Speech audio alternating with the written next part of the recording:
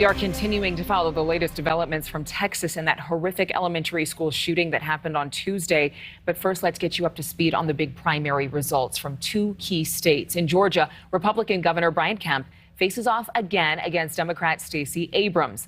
Kemp, backed by former Vice President Pence, easily beat his gubernatorial opponent, David Perdue, who had former President Donald Trump's support, and former football star Herschel Walker, winning Georgia's Republican nomination for U.S. Senate. He will go up against current Democratic Senator Raphael Warnock, who turned the seat blue in 2021. Kelly Meyer joining us from Atlanta with more. Kelly?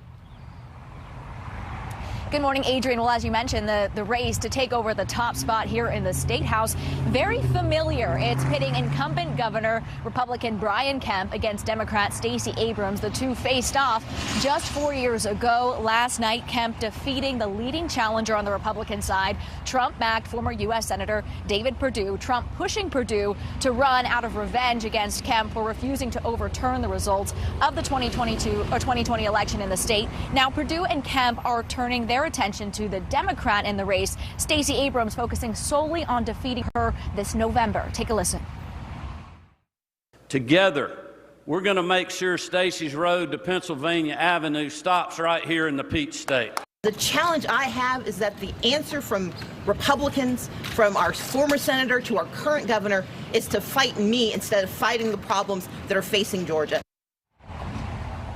And the Republican primary race to become Georgia's next chief elections officer won by incumbent Secretary of State Brad Raffensperger, defeating Trump-endorsed Congressman Jody Hice. You may remember Raffensperger, who refused Trump's request to find votes in the state. In his primary victory speech last night, he said, quote, "My thinking was the vast majority of Georgians are looking for honest people for elected office, someone who would do their job, follow the law, look out for them, regardless of the personal cost to do so." And the Democrats in this race for Secretary of State now moving to a runoff that's set for June 21st. And this is so important, this race here, Adrian, because it will not only focus on the future of elections here in Georgia, but could set the tone for the rest of the country.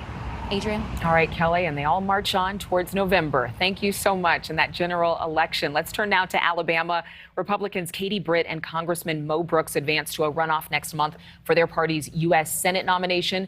Britt, the former leader of the Business Council of Alabama, has 45% of the vote, but needs more than 50% to win. The runoff will be on June 21st. The candidates hope to replace retiring GOP Senator Richard Shelby, who is stepping down following 6 terms in office.